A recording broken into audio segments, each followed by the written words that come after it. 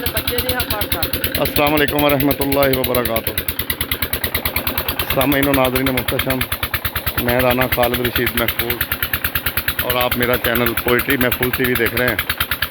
तो सामीन, मैं गांव में आया हुआ था। तो जैसा कि आपको पता है कि जब भी मैं गांव आता हूं तो भले मेरा चैनल पोइट्री का ही है, लेकिन फिर मैं अब आपको कुछ ना कुछ नया ज़रा दिखा देता हूँ। तो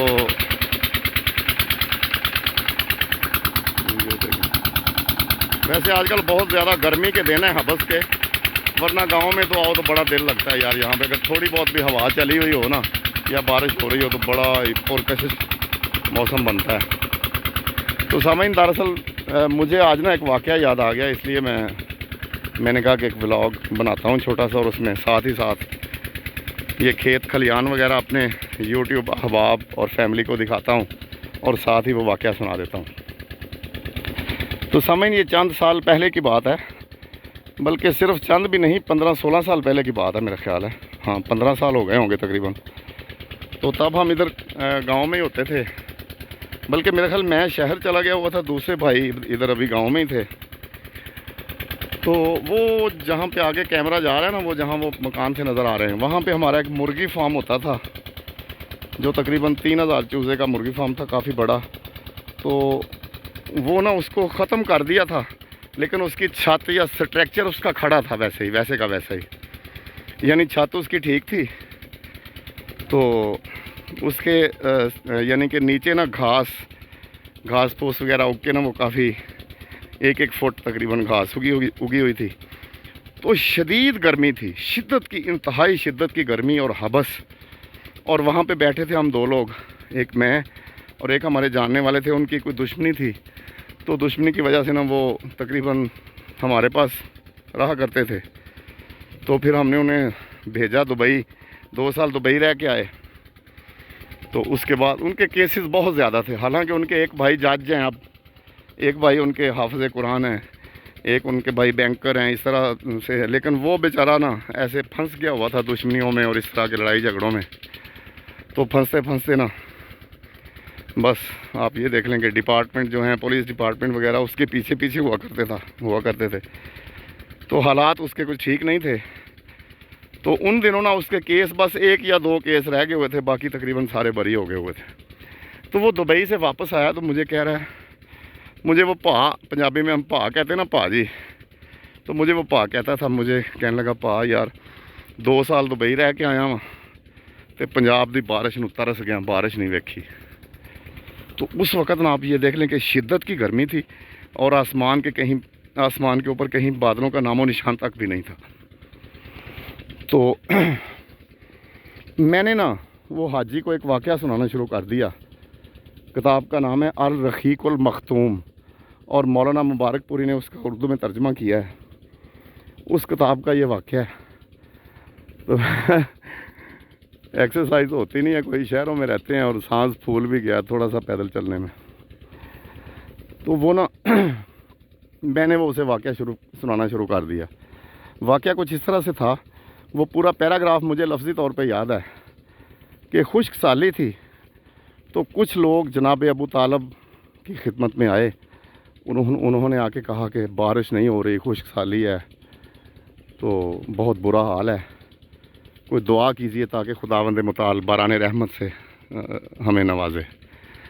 तो वो फिर किताब में लिखा है कि जनाब अबू तालब एक बच्चे को लेकर बरामद हुए और उस बच्चे की पीठ को खाना काबा की दीवार से टेक दिया।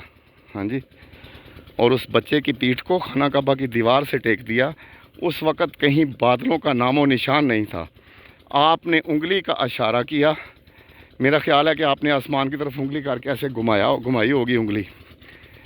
तो आनन फ़ानन, उन्होंने तर्जमे में आनन फ़ानन तर्जमा किया, अरबी का जो भी इबारत होगी। आनन फ़ानन, इतने बादल आए और इतने ज़ोर से बरसे कि नशेबी इलाकों में पानी बह निकला। तो इतने ज़ोर की बारिश हुई कि नशेबी इलाकों में पानी बह निकला। तो हम दोनों लोग ना ये वाक़या बड़ा झूम के और बड़ी मोहब्बत के साथ, खुशू व खजू के साथ हम सुन रहे थे। और मैं उनको सुना रहा था मेरा ख्याल है कि कैफियत कुछ ऐसी थी कि आंखें मेरी बंद थी और मैं झूम के उनको वाक़या सुना रहा था। तो वाक़या जब कंप्लीट हुआ, वो जिस बच्चे की पीठ को खाना काबा की दीवार से टेका, वो पुश्त अक़दस जनाब रसूल मुअज़्ज़म सल्लल्लाहु अलैहि वसल्लम की पुश्त थी, और वो बच्चा जनाब रसूल खुदा सल्लल्लाहु अलैहि वसल्लम खुद थे। यानी उनकी पुश्त अक़दस को खाना काबा की दीवार के साथ टेक दिया। तो समय इंसान ज़रा फूल गई है, तो इसलिए माजरत है। तो खैर वो ना, मैंने दस्ते दुआ बुलंद किए उसी वक़्त। तो मैंने कहा यार ए खुदावंद मुताल, उस पुश्त अक़दस का सदका जिसका सदका आपने 1400 साल पहले उन लोगों को बारान रहमत से नवाजा, हमें भी बारान रहमत से नवाज दे। यकीन कीजिए अभी दुआ के लफ्ज़ ख़त्म नहीं हुए होंगे।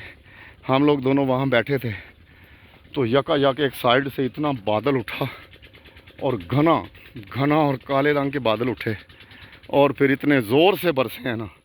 तो फिर हम लोग दोनों वहाँ से उठे हैं। तो यहाँ पे अल्हम्दुलिल्लाह 50 एकड़ हमारी तकरीबन ज़मीन है इकट्ठी एक जगह पे। तो वहाँ से हम निकले हैं।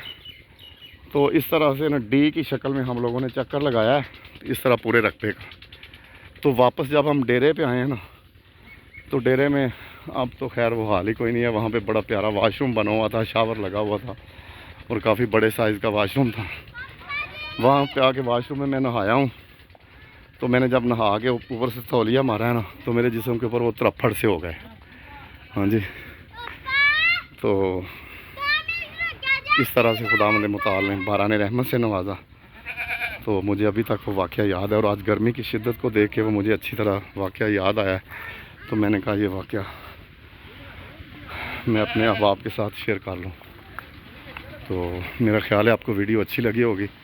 अब हम जाने लगे हैं ननकाना साहब, और ये दूध वगैरह उन्होंने धो लिया है भैंसों का।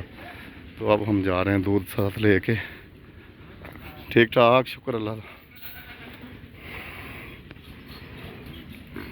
अब्बू बैठे हुए हैं, इंतज़ार कर रहे हैं मेरा। आज हम लोग गाड़ी पे नहीं आए, मोटरसाइकिल पे ही आए हैं। तो मेरा ख्याल है आपको वीडियो अच्छी लगी होगी। अपना ख्याल रखिएगा, दुआ में याद रखिएगा। वस्सलामु अलैकुम वरहमतुल्लाहि वबरकातुहू।